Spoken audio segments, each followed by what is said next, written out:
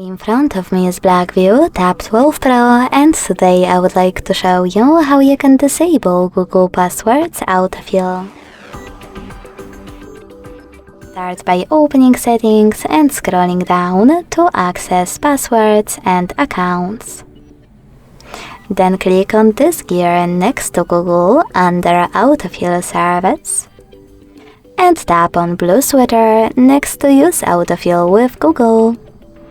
As you can see, after that, my sweater and all of those features are gray. That means that autofill is off. But you can always switch it back on by hitting the same sweater again. Thanks so much for watching. If you enjoyed this video, leave a like, comment and subscribe. Bye!